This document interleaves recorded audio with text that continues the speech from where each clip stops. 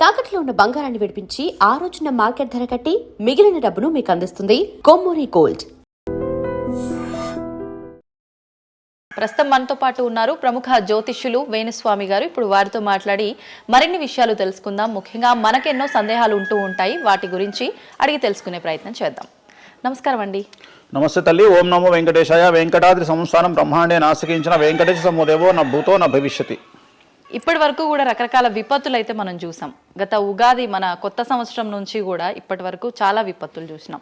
అంటే పంచభూతాల్లో ఒక్కొక్కటి ఒక్కొక్క ప్రళయంగా, అగ్ని ద్వారా కావచ్చు, గాలి ద్వారా కావచ్చు, రకరకాలుగా. ఇప్పుడు ఈ గ్రహాల మార్పుల వల్ల ఏవో రాబోతున్నాయని, మొన్న రీసెంట్గా బ్రహ్మంగారి ఇల్లు కూలింది అని, అంటే ఎక్కడ ఏ మూలన ఏం జరిగినా కూడా దాన్ని ప్రతి ఒక్కదానికి లింక్ చేసి దానివల్ల ఏదో దుష్ప్రభావాలు రాబోతున్నాయి, దీనివల్ల ఇబ్బందులు పడబోతున్నారని చెప్తున్నారు.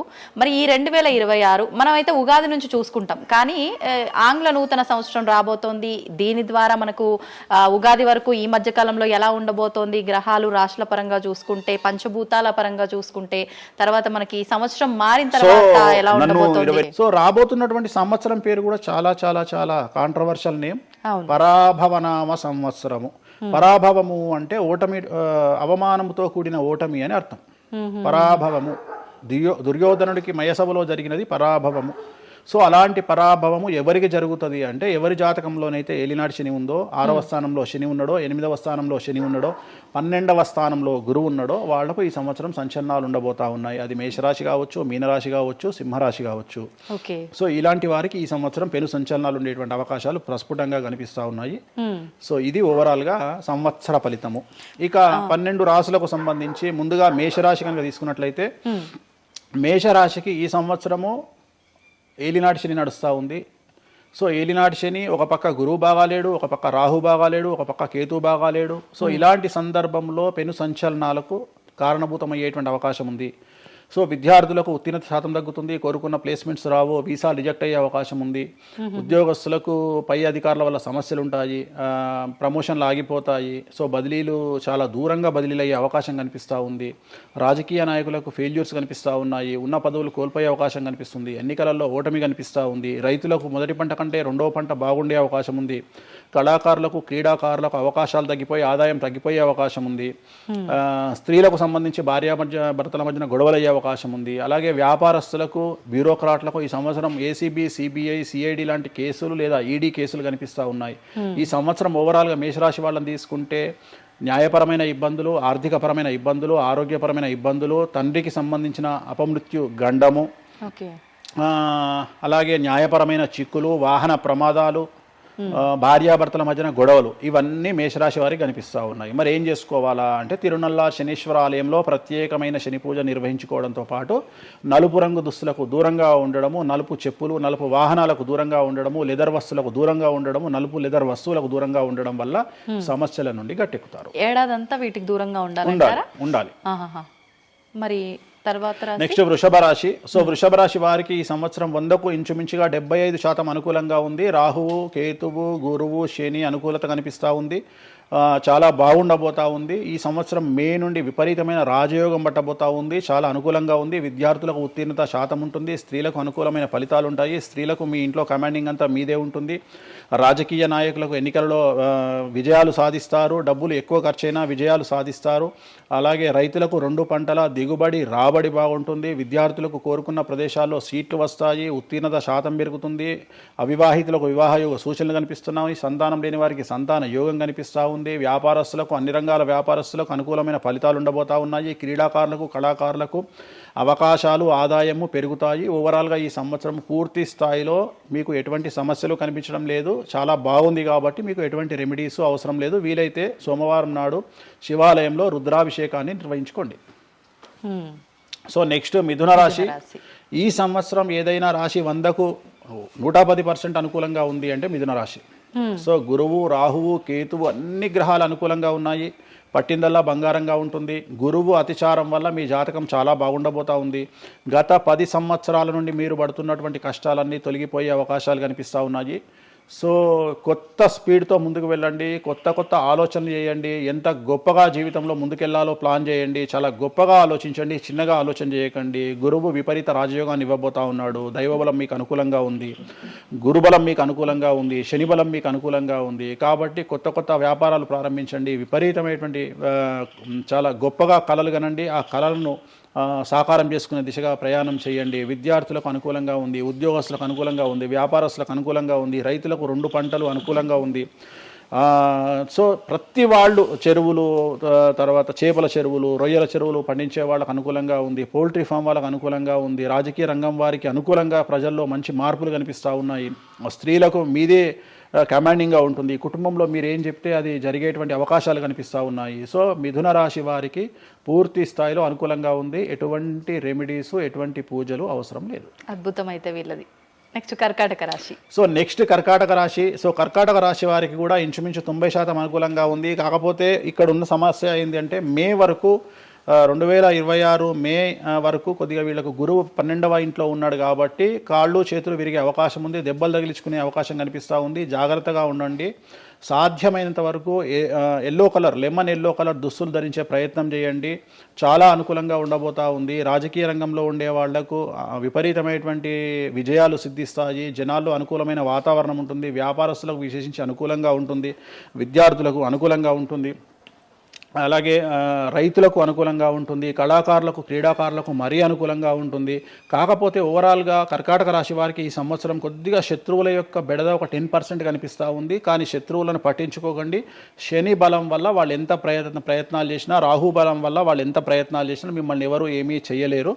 సో మీరు చేయాల్సింది ప్రతి గురువారం నాడు లెమన్ ఎల్లో దుస్తులు ధరించే ప్రయత్నం చేయండి. అలాగే శ్రీకాళహస్తిలో గురు దక్షిణామూర్తి వద్ద గురువారం నాడు గురుహోరలో గురువుకు అంటే దక్షిణామూర్తికి అష్టోత్తర పూజ చేయించుకోండి. అలాగే పసుపు రంగు పువ్వు ఏదైనా ఉంటే అక్కడ నుండి తెచ్చుకొని ఇంట్లో పెట్టుకోండి. మీకు అనుకూలమైన ఫలితాలు ఉంటాయి. అంటే శని వీళ్ళకి ఫేవర్గా ఉన్నాడు, అంటే శని వీళ్ళకి చాలా ఫేవర్గా ఉన్నాడు, రాహు ఫేవర్గా ఉన్నాడు, కేతు ఫేవర్గా ఉన్నాడు, మే నుండి గురువు కూడా ఫేవర్గా ఉంటాడు. అది ఉన్న చిన్న చిన్న ఇబ్బందులకు కూడా ఏమైనా దానాలు అలాంటివి అదే మనం చెప్పినందుకు గురువు లెమన్ ఎల్లో కలర్ గురువుకు దక్షిణామూర్తి సరిపోతుంది, ఇంకా అవసరం లేదు, దానాలు అవసరం లేదు. మరి తదుపరి రాశి. సో నెక్స్ట్ సింహరాశి. సింహరాశికి ఈ సంవత్సరం అష్టమ శని నడుస్తూ ఉంది. గురువు వ్యతిరేకమైన ఫలితాలు, రాహు కేతువు చాలా నెగిటివ్గా ఉన్నారు.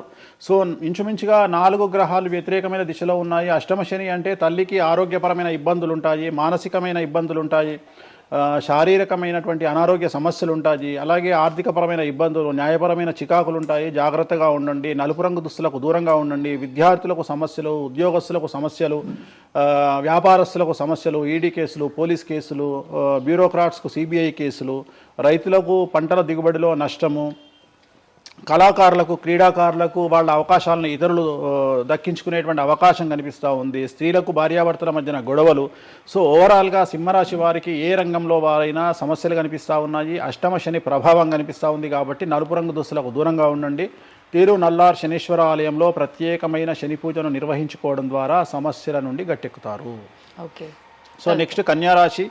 ఈ సంవత్సరం కన్యారాశి వారికి ఇంచుమించు 75% అనుకూలంగా ఉండబోతా ఉంది. శని, అలాగే కుజుడు, రాహువు, కేతువు, గురువు అనుకూలతల వల్ల చాలా చాలా అనుకూలంగా ఉండబోతా ఉంది. ఒకే ఒక్క సమస్య ఈ సంవత్సరం ఉండేది, భార్యాభర్తల మధ్యన ఈగోలు కానీ క్లాషెస్ కానీ వచ్చే అవకాశం ఉంది. సో కాంప్రమైజ్ అవ్వడానికి ప్రయత్నించండి. భార్య దగ్గర భర్త, భర్త దగ్గర భార్య, కాంప్రమైజ్ అవ్వండి. ఈగోలకు పోవద్దు, జెలస్లకు పోవద్దు. ఆర్థికపరమైన అంశాల్లో జాగ్రత్తగా ఉండండి. విద్యార్థులకు అనుకూలత కనిపిస్తూ ఉంది. రాజకీయ నాయకులకు అనుకూలత కనిపిస్తూ ఉంది. వ్యాపారస్తులకు, కళాకారులకు, క్రీడాకారులకు విశేషమైన యోగం లభించబోతూ ఉంది. న్యాయస్థానాల్లో పనిచేసే వాళ్లకు, న్యాయ సంబంధమైన వృత్తిలో ఉండే వాళ్లకు అనుకూలమైన ఫలితాలు ఉండబోతూ ఉన్నాయి. స్త్రీలకు విశేషించి అనుకూలంగా ఉండబోతూ ఉంది. సో ఈ సంవత్సరం కన్యారాశి వారికి పూర్తిగా అనుకూలమైనటువంటి ఫలితాలు కనిపిస్తూ ఉన్నాయి. వీరు చేయాల్సినటువంటి రెమెడీ, సోమవారం నాడు రుద్రాభిషేకాన్ని శివాలయంలో నిర్వహించండి. సమస్యల నుండి గట్టెక్కుతారు. సో నెక్స్ట్ తులారాశి. తులారాశి వారికి 6వ స్థానంలో శని కనిపిస్తూ ఉన్నాడు. కాకపోతే గురువు విపరీత రాజయోగాన్ని ఇవ్వబోతా ఉన్నాడు. వీళ్ళకి గురు బలము మరియు దైవ బలం అనుకూలంగా ఉండడం వల్ల మీ జీవితాన్ని కొత్తగా ప్రొజెక్ట్ చేసుకునేటువంటి అవకాశం మీకు దేవుడు కల్పిస్తూ ఉన్నాడు. ముందుకు వెళ్ళే ప్రయత్నం చేయండి. చాలా కొత్తగా మిమ్మల్ని మీరు ఆవిష్కరించుకునే ప్రయత్నం చేయండి. మిమ్మల్ని మీరు కొత్తగా సమాజానికి చూపించుకోండి. దానివల్ల మీ ఆలోచనలు మార్చుకోండి. చాలా గొప్పగా థింక్ చేయండి, గొప్పగా కలలు కనండి, వాటిని సాకారం చేసుకోండి.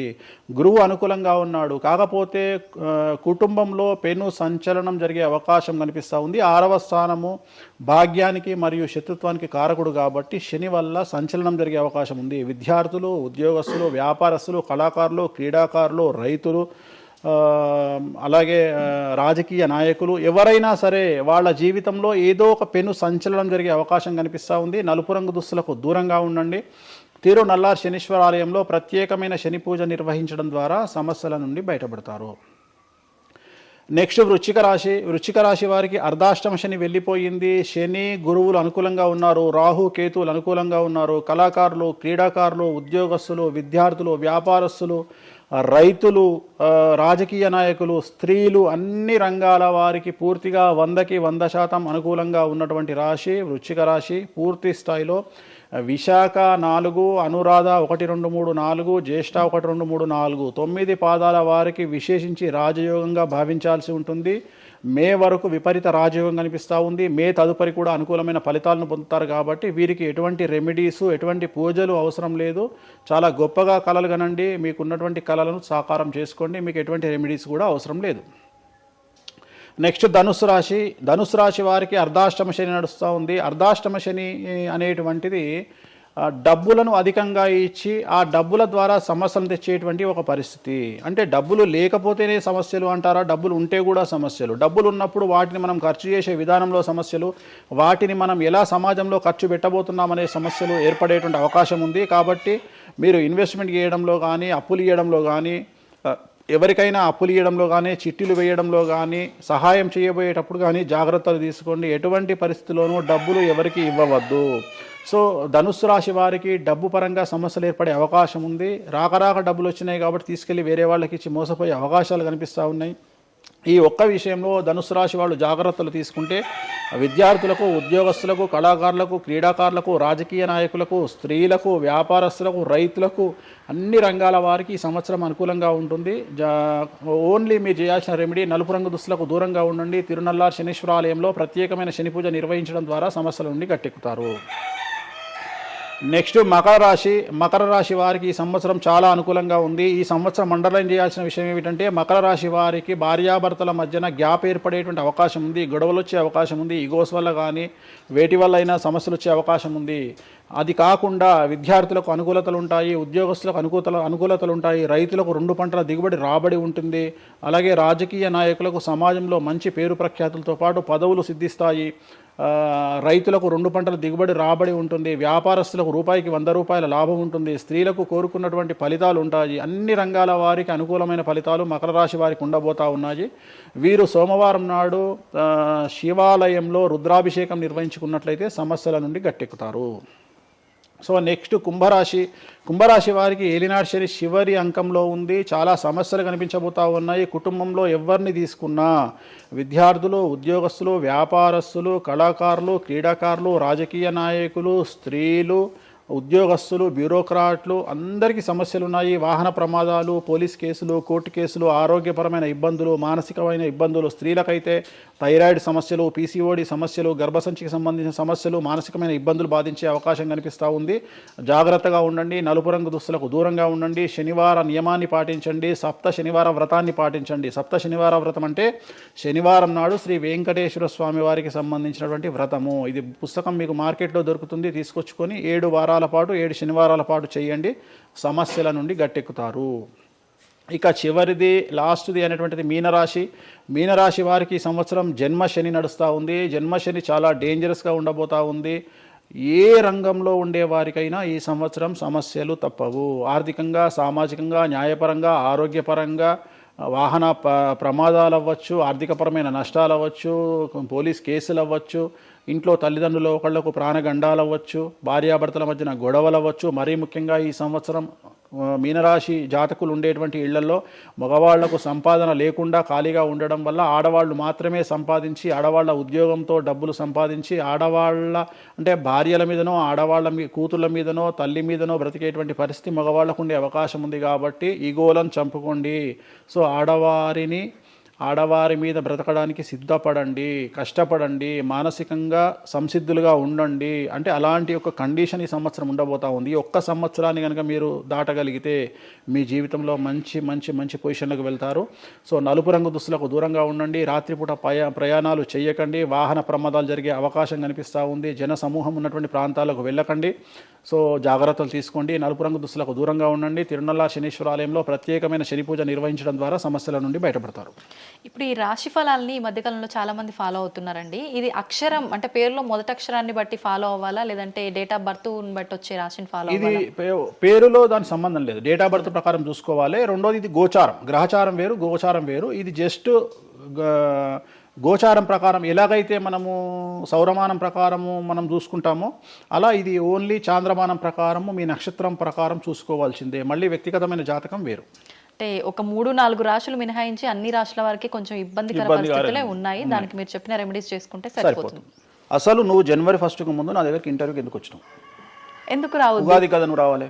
ఉగాదిది సపరేట్, అప్పుడు కొత్త పంచాంగం దృష్ట్యా ఇది సపరేట్. క్వశ్చన్ లేదు. ఎందుకని? తప్పు. దీనికి ఆన్సర్ చెప్పినాకనే ముందరకు పోవాలి మనం. ఉగాది 2026 మార్చి 19 నాడు శ్రీ పరాభవన సంవత్సరం వస్తుంది. దానికి కదా మనం పంచాంగం తీసుకోవాలి. నేను ఎందుకు ముందుగా వచ్చానంటే నేను దానికి ఆన్సర్ చెప్తా. మీరు ఎట్లాగో బిజీ పూజల్లో, మళ్ళీ నాకు అవకాశం దొరుకుతుందో లేదో తెలియదు. కాదు కాంపిటీషన్ జీవితములో నిన్ను నువ్వు నిలబెట్టుకోవడానికి కొత్తదనాన్ని ఎంచుకొని నిన్ను నమ్ముకున్నటువంటి ఓనర్కు నీ పూర్తి కర్త కర్మ క్రియ నీ రిజల్ట్ను ఇవ్వడానికి నువ్వు చేస్తున్నటువంటి ఒక ప్రయత్నం, నిన్ను నువ్వు జనాల్లో కొత్తగా ప్రొజెక్ట్ చేసుకోవడానికి చేస్తున్నటువంటి ప్రయత్నం. అదే ప్రయత్నం వేణుస్వామి చేసిండు కామాఖ్య విషయంలో. అమ్మా ఇట్లొచ్చారా? అర్థమైందా? కాబట్టి జనాల్లో కొత్తదానంలో కొత్తగా వస్తే నువ్వు గదే యాంకరింగ్ నేర్చుకున్నావు, గాయన గదే అడ్వకేట్ చదువుకుండు, గా టీవీ ఛానల్ గదే చేసింది. మరి గా టీవీ ఛానల్ ఏమో ప్రైమ్ టైమ్ స్లాట్ 2 లక్షలు ఎట్లా పోతుంది?